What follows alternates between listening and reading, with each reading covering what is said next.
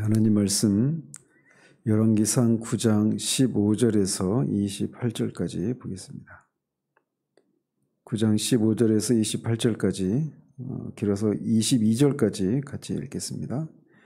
솔로몬 왕이 역군을 일으킨 까닭은 이러하니 여호와의 성전과 자기 왕궁과 밀로와 예루살렘 성과 하솔과 무깃도와 게셀을 건축하려 하였음이라. 전에 애굽왕 바로가 올라와서 게셀을 탈취하여 불사르고 그 성읍에 사는 가나안 사람을 죽이고 그 성읍을 자기 딸 솔로몬의 아내에게 예물로 주었더니 솔로몬이 게셀과 아래 베토론을 건축하고 또 바알락과 그 땅에 들에 있는 다드몰과 자기에게 있는 모든 국고성과 병거성들과 마병의 성들을 건축하고 솔로몬이 또 예루살렘과 레바논과 그가 다스리는 온 땅에 건축하고자 하던 것을 다 건축하였는데 이스라엘 자손이 아닌 아모리 사람과 헷 사람과 브리스 사람과 히윗 사람과 여부수 사람 중 남아있는 모든 사람 곧 이스라엘 자손이 다 멸하지 못하므로 그 땅에 남아있는 그들의 자손들을 솔로몬이 노예로 역군을 삼아 오늘까지 이르렀으되 다만 이스라엘 자손은 솔로몬이 노예를 삼지 아니하였으니 그들은 군사와 그 신하와 고관과 대장이며 병거와 마병의 지휘관이 됨이었더라. 아멘. 지난번에는 솔로몬이 성전과 왕궁 건축에 필요한 자재들을 제공한 히람에게 갈릴리의 성읍 20개를 주었는데 히람의 눈에 보기에 쓸모없다고 보여서 가불이라고 하는 이름을 붙인 것을 살펴보았습니다. 이 사건이 의미하는 것은 솔로몬의 외교 정책에 초기와는 다른 어떤 변화가 일어났다라고 하는 것을 보여주는 단적인 사건이라고 하는 것을 말씀드렸습니다. 그래서 초기에는 히람이 이 솔로몬과의 관계 속에서 평등과 만족이라고 하는 이런 것을 가져다주는 그런 외교 정책이었다라면 이제 여기서는 불평등과 불만족이 이렇게 초래되는 그런 외교 정책에는 변화가 일어났다라는 겁니다. 그러면서 이런 것들의 변화의 뿌리가 솔로몬이 하나님이 주신 지혜로 이런 성전과 왕국을 건축하고 자신이 그런 부강함을 이룬 것에 그 이면에 결국 이런 모든 것들이 하나님의 은혜로 된 것이다라고 하는 그 인식을 잊고 자기가 하나님께 쓰임을 받고 하나님이 그래서 이런 것들을 했다 할 수 있었다라고 하는 이런 교만함이 자리하고 있다고 말씀드렸습니다. 사람 하나님이 자신을 쓰셔서 이만한 정도의 이런 일들을 했다라고 하는 생각이 그 원인이 자신에게서 찾기 시작할 때 거기서부터 이제 사람들이 이제 변화되고 무너지기 시작하는 것이죠. 오늘 본문은 또 이어서 지난번에 살폈던 것에 이어서 또 이 솔로몬의 노동 정책에도 그런 변화가 초기와는 다른 변화가 일어나게 된 어떤 그 단초가 되는 그런 사건들을 그런 내용을 묘사하고 있고 또 대외 교역에 있어서도 그가 어떤 처음과는 다른 그런 변화가 일어난 것을 이제 보여주고 있습니다. 그러면서 저자는 솔로몬 왕이 역군을 일으킨 까닭이 무엇인가라고 하는 이렇게 하면서 솔로몬 왕이 역군을 일으켰다라고 하는 것을 일종의 이 본문의 표제어로 이렇게 부각시키고 있습니다. 이렇게 하고 있는 것은 이 저자가 솔로몬 왕국의 번영을 상징하는 이 여러 건축물 자체에 관심이 있어서가 아니라 역군과 연관된 솔로몬의 노동 정책에 어떤 변화가 있다라고 하는 것을 보여주기 위해서 이렇게 솔로몬 왕이 역군을 일으켰다. 그리고 그 까닭이 무엇이냐 이렇게 시작을 하고 있는 것입니다. 그래서 앞에서 방금 말씀드린 것처럼 솔로몬의 치세 초기에 유교 정책과 치세 중간 한 24년쯤 됐을 때에 그 외교 정책에 그런 변화가 일어난 것처럼 노동 정책에 있어서도 그런 변화가 일어났다. 그래서 결국은 저자가 말하고 있는 것은 솔로몬과 하나님과의 영적 관계가 초기와 비교해서 부정적인 방향으로 흘러가고 있다라고 하는 것을 암시하고 있는 겁니다.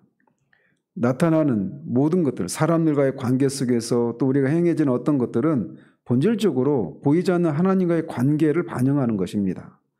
그래서 이렇게 단적으로 외교정책과 노동정책 또 대외교역정책 이런 것에서 나타난 이런 변화들은 결국 보이지 않는 하나님과 솔로몬과의 영적인 관계의 변화가 그렇게 보이는 것들로 나타나는 것이죠. 저자가 이제 그걸 보여주고자 하는 것입니다. 솔로몬은 성전과 자기 왕궁 이외에 밀로와 예루살렘 성과 하솔과 무깃도의 계세를 건축했다라고 말을 합니다. 밀로는 뒤에도 한번 나오죠. 24절에 밀로는 일종의 성 안에 있는 또 다른 성이다 이렇게 말할 수가 있습니다. 그래서 이게 보통 이제 고대에는 성이 이제 성벽으로 둘러싸여져 있지 않습니까? 그 자체로 요새 역할을 하는데 그 성이 뚫릴 때 최후의 보루어의 역할을 할 수 있도록 어떤 성 안에 있는 또 다른 어떤 요새 이거를 이제 밀로라고 말을 합니다. 시타델이라고 하죠, 영어로. 그걸 성체라고 말을 하는데 우리말로는 성체라고 번역을 하는데 성 안에 있는 또 다른 어떤 성벽과 요새 이거를 밀로, 성체 이렇게 부르는 겁니다. 그래서 주로 이제 이 밀로는 예루살렘 성읍에서 취약한 부분이 북방 쪽에 이렇게 세워져 있다고 합니다. 그리고 예루살렘 성도 건축했다고 하는데 뭐 새로 건축했다기보다는 이 다윗성을 확대하고 무너진 데를 수축하고 하는 이런 일들을 한 것을 의미합니다. 그리고 하솔은 이스라엘 북방 경계선 쪽에 이제 왼쪽에 해당되는 납달리 경계에 있는 그런 지역인데 북방에 있는 그런 도시로서 군사적인 요충지가 되는 그런 곳에 이제 건축을 했다라는 겁니다. 요새화를 시킨 것이죠. 또 무깃도는 그 팔레스타인에 있어서 중부 쪽에 있는데 이게 이제 그 북쪽에 메소포타미아가 올 때도 그리고 남쪽에서 애굽이 올라올 때도 항상 거기가 이게 교통의 요충지 역할을 하는 곳입니다. 그래서 거기를 기점으로 해서 이제 가나안 땅과 이 북쪽과 남쪽으로 이어지는 이런 곳인데 여기를 이제 요새화했다라고 말을 하는 겁니다. 나중에 이제 요시야 왕 때도 애굽이 메소포타미아를 치기 위해서 바벨론을 치기 위해서 올라올 때 이 무깃도에서 전쟁이 벌어지고 거기서 요시야 왕이 죽는데 이 무깃도가 바로 그런 곳이기 때문에 거기까지 갔던 것이죠. 그곳에 솔로몬이 요새화를 시킨 것이다라고 말을 합니다. 또 게셀도 건축을 했다라고 말을 하면서 이제 그 16절 17절에서 그 게셀이 어떻게 이스라엘의 땅이 되었는지 이걸 내력을 좀 상세하게 설명을 합니다. 원래 이 성읍은 에브라임 지파에게 분배된 그런 땅이었는데 솔로몬 왕 당시까지도 이 땅을 정복을 하지 못하고 가나안 원주민이 거기에 살았습니다. 그런데 이 솔로몬의 장인이 되는 애굽 왕 바로가 그곳을 탈취하고 불사르고 사람들을 다 죽인 다음에 그 성읍을 솔로몬에게 결혼 지참금으로 그렇게 주었던 겁니다. 이렇게 저자가 솔로몬 왕국의 요충지인 이 게셀을 애굽으로부터 받았다라고 하는 것을 밝힘으로써 솔로몬 왕국이 외부적으로는 강성한 왕국을 이루고 있었지만 내적으로는 이방 애굽이라고 하는 불안하고 위험한 요소와 깊이 연관을 맺고 있다라고 하는 것을 은연중에 드러내고 있는 겁니다. 처음 그 서론 부분에서도 말씀드린 것처럼 열왕기서는 선지자적인 그런 관점으로 이 열왕기서를 기록을 하고 있습니다. 그래서 이미 이 열왕기서 저자가 이 책을 기록할 당시에는 이스라엘이 바벨론에 의해서 멸망을 하고 포로로 끌려가 있는 그런 상황 가운데서 이 책을 쓰고 있는 거예요. 그래서 이스라엘이 어떤 연유로 어떤 과정을 통해서 이렇게 세워지고 어떤 전성기를 누렸고 그런데 지금은 왜 이렇게 멸망을 했는가 이제 그런 원인들을 밝히고 있는 것이죠. 그래서 솔로몬도 이제 초기의 솔로몬과 중기와 말기의 그 솔로몬이 바뀌게 되는데 그것을 그리고 이제 왕국이 분열되는 그런 단초를 제공하는데 그런 원인들이 무엇이었는가를 이렇게 하나하나 이런 포인트 하나하나를 찝어서 독자들에게 얘기를 해주고 있는 겁니다. 그래서 오늘 본문에도 애굽과 관련된 내용들이 계속해서 언급이 됩니다. 그래서 이제 이 솔로몬의 이런 외적으로는 최고의 번영을 누리고 군사적으로도 경제적으로도 최고의 그런 전성기를 구가하고 있는데, 그런 것들 속에 그 사이사이에 관계를 맺으면 안 되는 애굽과의 그런 관련성을 이제 보이고 있는 것들이 하나씩 드러나고 있는 겁니다. 자, 그리고 그곳에 이제 베토른을 건축했고, 건축했다라고 말을 하고 있는, 건축했다고 하는데, 말씀드린 것처럼 이렇게 이 저자가 애굽과 역사적인 관련이 있는 계세를 반복해서 강조하고 있는데, 이것도 결국 솔로몬의 번영 이면에 점점 더 깊이 뿌리를 내리고 있는 불신앙적인 그런 요소를 독자들에게 전달하고 있는 겁니다. 또 솔로몬은 바알랏과 그 땅에 들어있는 다드물을 건축했다라고 말하는데, 바알랏은 이스라엘 북방의 오른쪽에 있는 단지파에 있는 그런 성읍입니다. 그것을 요새화했다라는 것이고, 그 땅에 들어있는 다드물은 어디인지 정확한 위치는 모릅니다.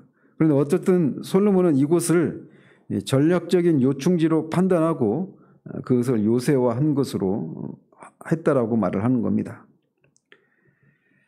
또 그는 자기에게 있는 모든 국고성을 건축했는데, 이 국고성은 말 그대로 나라의 창고 역할을 하는 성을 가리키는 겁니다. 그래서 그곳에는 군량미나 왕궁의 재산이나 또는 구제용 식량들과 같은 그런 물품을 보관하는 성읍이었는데, 그게 함부로 이렇게 약탈을 당하면 안 되니까 이건 역시 요새화 시켜서 그렇게 성을 건축한 것이죠. 근데 전국의 요소에 이렇게 이걸 이제 구축을 해 놓은 거예요. 이런 것을 통해서도 이 솔로몬의 왕국이 얼마나 강성해졌는가, 이걸 보관하기 위해서 이 요처에 여러 곳에 국고성을 지었다라고 말을 하니까 솔로몬이 얼마나 강성해졌는가를 단적으로 보여주는 장면이라고 할 수 있습니다.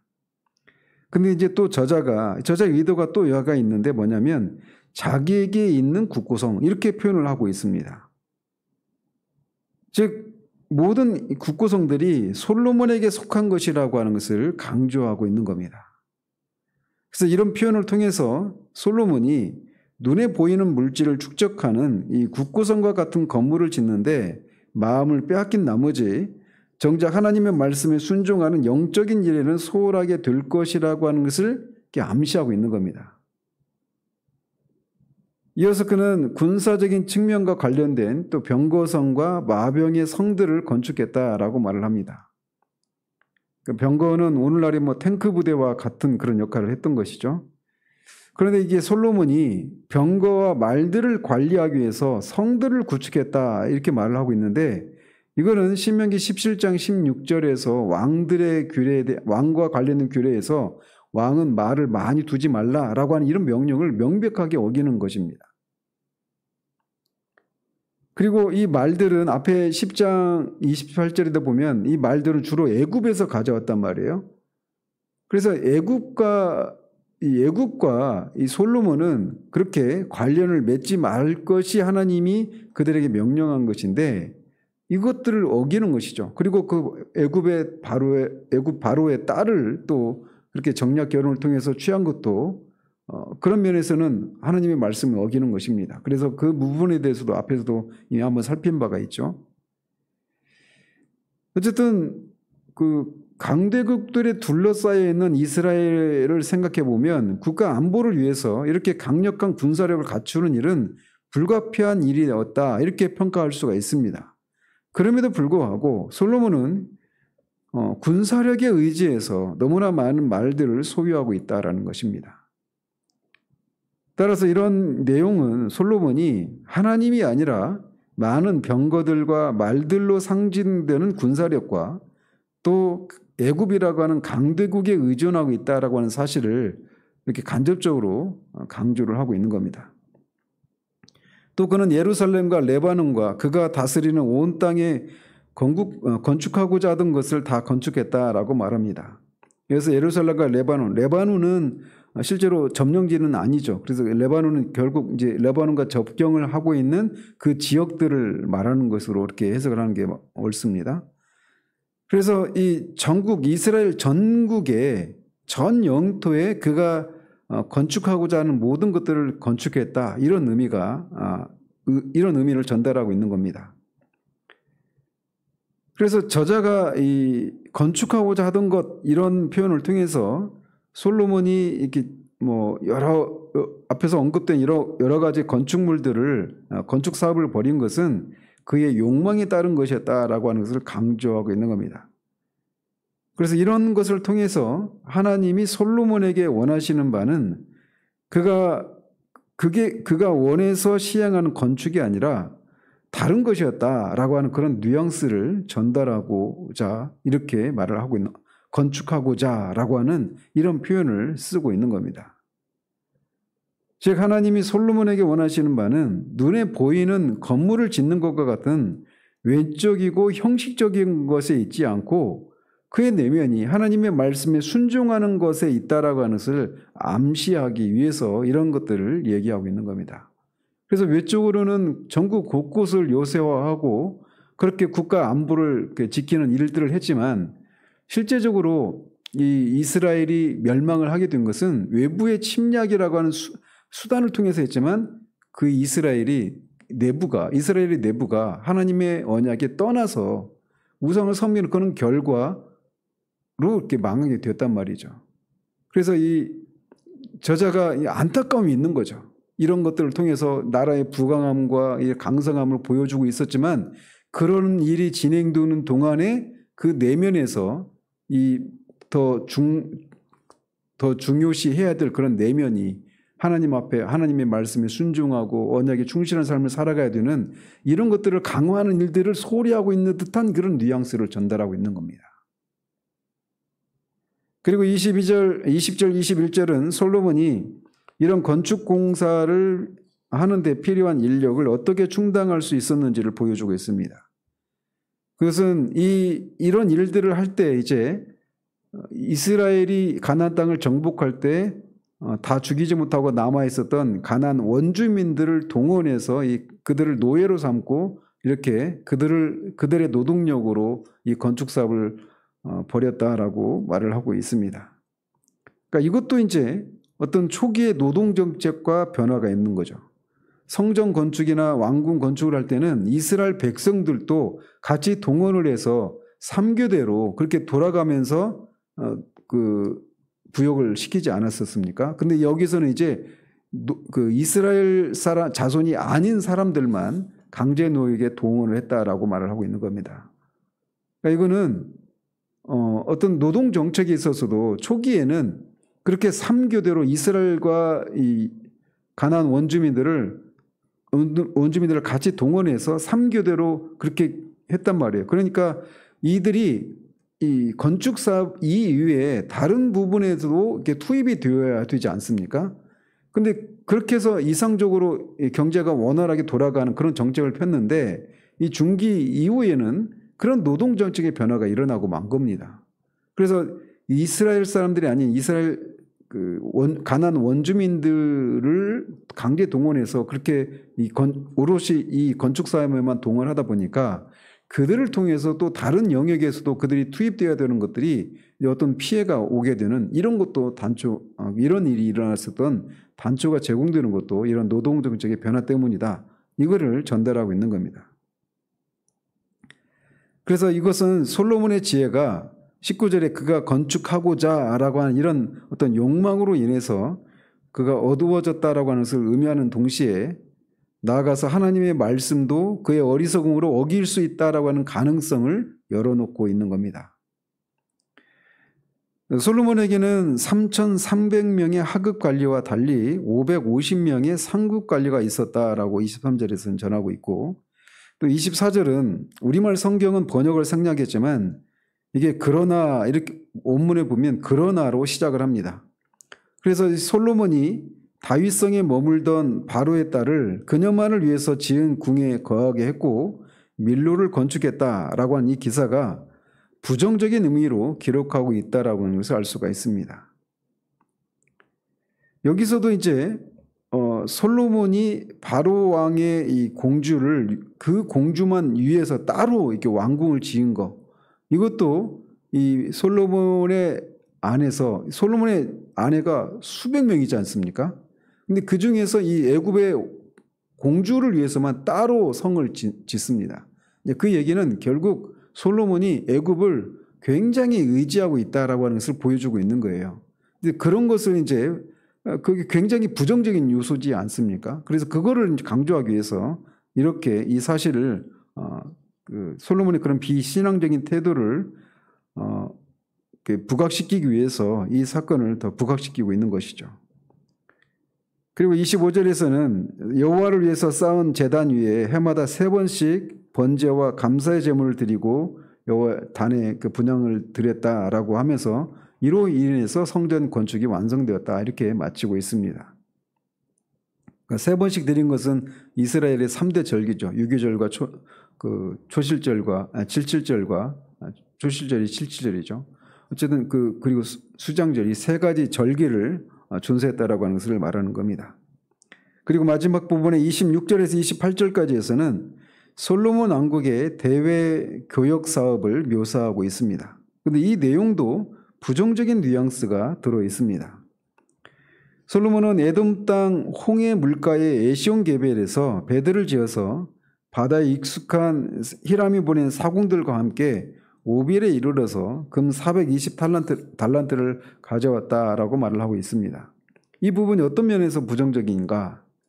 이거는 바로 그 배를 홍해 물가에서 지었다라고 하는 것에서 의미가 있습니다. 홍해는 애굽으로 들어가는 길목에 있는 장소로서 그곳에서 배를 제작했다라고 하는 것은 계속해서 이 본문 속에서 계속 애굽과 관련된 내용이 계속 부각되고 있지 않습니까? 솔로몬의 왕국이 애굽과 매우 친밀한 관계를 유지하고 있었다라고 하는 것을 반영하는 겁니다. 그래서 이 저자는 홍해는 이스라엘을 노예로 삼았던 애굽의 군대를 이렇게 수장시켰던 그런 역사적인 장소이지 않습니까? 그런데 그런 장소를 연상시킨과 동시에 솔로몬이 애굽과는 교류를 하지 말라고 하는 하나님의 명령을 무시하고 강대국 애굽에 의존하고 있다고 하는 사실을 간접적으로 전달하기 위해서 이 배 제작 장소를 홍해 물가라고 이렇게 명시하고 있습니다. 역대기에서는 그냥 바닷가라고만 말하고 있는데 이 열왕기에서는 그 바다가 홍해다, 이렇게 명시적으로 말을 하고 있어요. 이래서 열왕기와 역대기가 이 저작 의도가 다르다라고 하는 것을 알 수가 있는 것이죠. 자, 이렇게 이방과의 무역을 통해서 솔로몬은 많은 부를 축적할 수 있었을 것입니다. 그런데 이제 이렇게 외적으로 보면 솔로몬이 전례가 없는 경제적인 부와 번영과 그런 군사적인 안정과 평화를 누리고 있었다라고 하는 것을 우리가 알 수 있는데, 초기와 달라져 있는 그런 모습들이 이제 보이기 시작했다라는 것입니다. 그런데 이것도 역시 그 원인이 앞에서 지난번에도 말씀드린 것처럼 그가 하나님께 쓰임을 받고 그 결과 많은 이런저런 어떤 업적을 쌓으면서 그게 시작이 된 겁니다. 그래서 지난주에도 말씀드린 것처럼 저나 여러분이나 누구도 이런 것에서 우리가 자유로운 사람이 없습니다. 조금이라도 하나님 앞에 쓰임을 받고 남들이 누리지 못하는 것들을, 경험하지 못하는 것들을, 알지 못하는 것들을 우리가 누리고 알게 됐을 때 이 원인이 하나님이 우리에게 특별히 주신 은혜다라고 하는 생각을 잊어버린 채 그것을 누리지 못하는 사람들이 하지 않는 것을 하고 있는 나, 그들이 하고 있는 것을 하지 않는 나, 이렇게 그들과 나의 어떤 차별화된 그런 모습을 통해서 마치 그것이 하나님이 나를 이렇게 쓰시고 그들과는 다른 삶을 살게 되었다, 이렇게 생각하는 순간 바로 그 지점이 우리가 넘어질 수 있는 부분인 것을 우리가 기억할 필요가 있습니다. 우리에게 주어져 있는 모든 것, 우리가 경험하고 누리는 이 모든 것들이 다 전적으로 하나님의 은혜였음을 우리가 늘 잊지 않아야 한다라고 하는 것을, 이 솔로몬과 같은 이런 전무후무한 지혜를 소유했던 솔로몬조차 이런 것에서 실패했다라면 우리는 더 얼마나 이런 부분에 있어서 경계를 해야 되는가라고 하는 것을 이 아침에 다시 한번 돌아보게 됩니다. 기도하겠습니다. 하나님 아버지, 솔로몬이 하나님이 주신 지혜로 성전을 건축하고 왕궁을 건축한 일에 이어서 또 수많은 그런 많은 건축 사업을 벌이는 그런 과정들을 우리가 살펴보았습니다. 열왕기 저자가 그런 것들을 통해서 간접적으로 부각시키고 있는 것은 그가 그 일련의 과정 속에서 강대국 애굽을 너무나 많이 의지하고 있었고 또 자신이 하나님께 이렇게 저렇게 쓰임받은 것을 인한 그런 원인이 마치 자신이 어떤 뛰어남에 있는 것처럼 생각해서 이 정도 하나님께